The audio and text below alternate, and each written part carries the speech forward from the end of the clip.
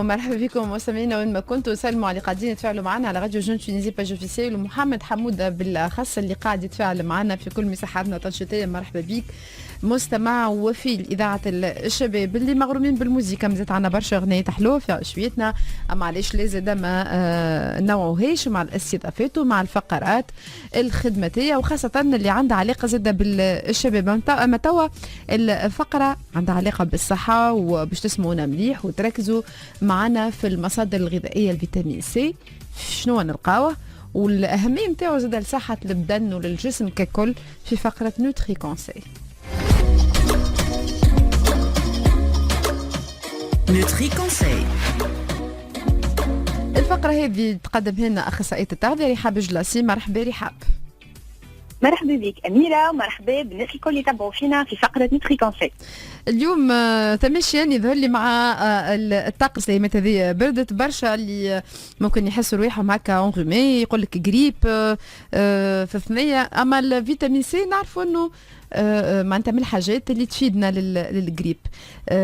مي اجمالا الناس الكل تعرف انه الفيتامين سي هكا في القوارص، في البرقدان، المدلينه، القارص. ما نعرفوش انه موجود في حاجات اخرى. شنو المصادر الغذائيه الكامله للفيتامين سي ساعه، وبعد نحكيو على الاهميه نتاعو. اي صحيح. دونك احنا دوب ما نقولوا كلمه فيتامين سي، اول حاجه تجي لبالنا اللي هي البرتقان، المدلينه، الجريب، وتوا زاده بحكم الوضع اللي ولينا فيه نحكيو زاده على الكورونا. الفيتامين سي هو من الفيتامينات اللي الجسم راهو ما ينجمش يصنعهم، هذاك علاش المصدر الاساسي نتاعو باش تكون هي الماكله نتاعنا. انا توا باش نحاول نعطي اهم المصادر نتاع الفيتامين سي، دونك حسب لوردر ديكرواسون. الفكره الاولى دونك اللي نحب نصلحها، هل انه بالحق البرتقان والمدلينه هما احسن مصادر نتاع الفيتامين سي؟ الو هات نشوفوا مع بعضنا. في المرتبه الاولى دونك اول حاجه باش نلقاو المعدنوس. اول حاجه دونك المعدنوس. الحاجه الثانيه باش نلقاو الفلفل. اي نعم، الفلفل الحار سورتو يظهر لي اكثر فيتامين سي من البرتقان. الفلفل الحار ما يبدا، لا مش الحوريه، نحكيو على اللون. قد ما يبدا ملون قد ما يبدا فيه اكثر فيتامين سي. يعني هيك الفلفل الاحمر والاصفر اللي نشوفوه في لي غون سيرفاس، هذيك اكثر فيتامين سي من الفلفل الاخضر. فوالا، الفلفل الاصفر فيه اكثر فيتامين سي من الفلفل الاحمر، والفلفل الاحمر فيه اكثر فيتامين سي من الفلفل الاخضر. بيان سور هذا اكونديسيون ناكلوهم كرو، يعني ناكلوهم نيين، مش نشويهم ولا نقليهم ولا حاجه. دونك نقصوهم نيين مع السلطه نتاعنا. في المرتبه الثالثه باش نلقاو الكيوي. من بعد عندنا الفريز. بعد الفريز نلقاو الزنباع. وبعد الزنباع توا باش نلقاو المدلينه. بعد المدلينه نلقاو البرتقان، وبعد البرتقان باش نلقاو القارص. يعني ترتيبنا احنا غلط، اللي يقول لك انزل على المدلينه والبرتقان هكا فيتامين سي باش ترتاح وباش ما تمرضش فيسع بالجريب، وقت اللي هما موجودين في حاجات اخرى ونجموا نستعملوها اكثر، كما المعدنوس اللي معناتها استعملوا نجم يكون في برشا حاجات، في برشا وكلات، والفلفل. اما ممكن مانيش نستعملوا فيهم كما قلت انت نيين اجمالا. معناتها كان الفلفل يتشوي ولا يطيب، المعدنوس في اكلات ممكن شويه يحطوا في سلطه وهو ني، سينا تلقاه ديما طايب.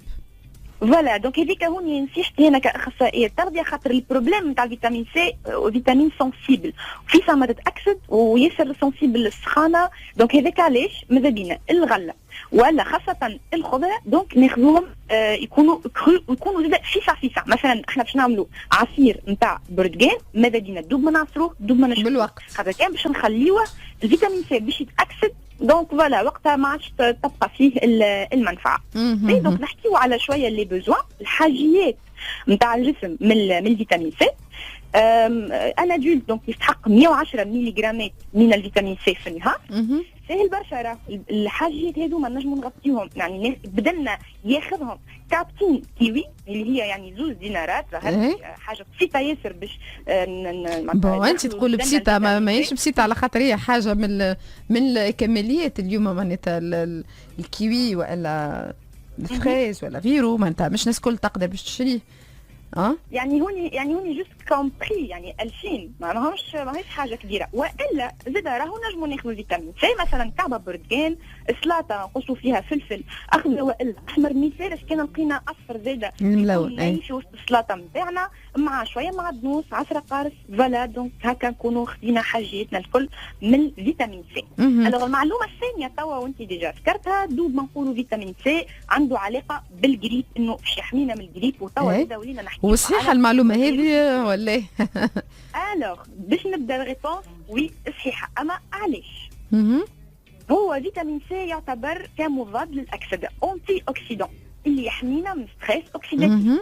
فما شويه كلام معقد، هات نفسروه بشويه بشويه. ستريس اوكسيداتيف هو ديزيكليبر، دونك عدم توازن بين حاجه اسمها لي راديكو ليبر وبين لي زونتي اوكسيدون. الوغ لي راديكو ليبر شنو هما مكونات كيميائيه ياسر غنيين بالاكسجين وضارين للجسم، يبداو في كونتيتي كبيره برشا.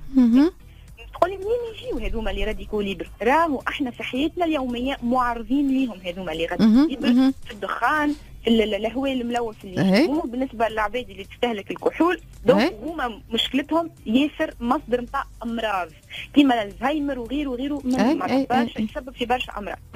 لي زونتي اوكسيدون تو اللي هما دورهم شنو؟ باش يصفي الجسم، باش يتخلص الجسم من لي راديكو ليبر هذاكم الضارين.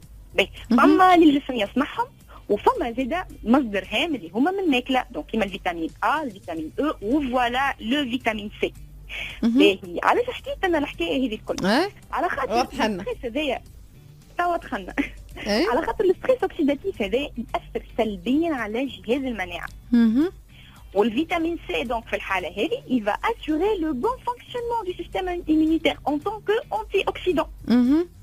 دونك هي toute une cercle. وفوالا في الحاله هذه الفيتامين سي باش يخلينا اقل عرضه للاصابه، خاصه بالليزانفيكسيون ريسبيراتوار هذوما اللي التنفسي كيما الجريب وكيما توا الكوفيد. دونك الجسم يولي بلو ريزيستون شويه، وحتى في حاله اصابه الجسم يولي يقاوم وما يطورش، معناتها يقوي المناعه ولا يخلي البدن يقاوم اكثر لي فيروس هذوما. ولكن راهو هذا مش معناتها كي ناكلوا كيوي ولا برتقان ولا معدنوس رانا سيء اكتسبنا مناعه قويه ضد الجريب ولا ضد الكورونا. لا، الفيتامين سي هو جست وقايه. ولازم حاجه اخرى رانا نتذكروها على طول العام، مش كان في الشتاء كيما انا ذكرت قبيله، موجود في المعدنوس، موجود في الفلفل. دونك هذوما حاجات نلقاهم على طول العام فريسك. علاش؟ باش جسمنا يكون ديما حاضر ضد لي زانفيكسيون، يكون ديما جهاز المناعه نتاعنا متحضر لاي حاجه باش تدخل للبدن. الفيتامين سي دونك مش كان راهو للتعزيز من جهاز المناعه فقط، راهو مهم زاده لمرضى السكري من النوع الثاني. كما تعرفوا ما زلنا في شهر نوفمبر، ما زلنا في التوعيه والسنسيبيليزاسيون، على خاطر الدراسات اثبت اللي الفيتامين سي يلقاو مرضى السكري هما بلو اكسبوزي ا اون بيرت ان فيتامين سي دون لي يورين، خاطر هما ما نعرفوا عندهم ديما اضطرابات في معدلات السكر، وهذا باش يترجم خاصه في ارتفاع السكر، دونك باش يترجم انه يدخلوا برشا. يعني مرضى السكري يحتاجوا اكثر الفيتامين سي. فوالا دونك واحنا هاو من خلال معناتها حتى التغذيه معناتها اعطينا شنو المهم واللي نعاودوا نذكروا به كان لمرضى السكري والا الناس العاديين. المعدنوس هو مصدر غني بفيتامين سي، الفلفل الملون خاصه الاصفر الاحمر والاخضر زاد مصدر الفيتامين سي. من بعد يجيو الكيوي، الفريز، الزنبيع، المدلينا، البرتقال، القارص، هذوما اللي فيهم فيتامين سي. اكيد موجود هذا الكل في كل كوجينه، موجوده حاجه اثنين من هذوما الكل. مع اللي يحس روحه هكا بدنه ممكن سنسيبل شويه ينجم يستعملهم اكثر باش يحمي روحه خاصه من الجريب، من نزله الجريب. فما بالك واحنا نحكيو على كورونا انه نخليو البدن وجهاز المناعه حاضر باش يقاوم الامراض هذيا. رحاب نشكرك برشا على المعطيات اللي قدمتها لنا. يعطيك صحه رحاب جلاسي، اخصائيه التغذيه، ديما تحضر معنا في العشوائي وفي كل مره معك انت نحكيو على حاجه اللي تفيد ان شاء الله الناس، تفيد المستمعين.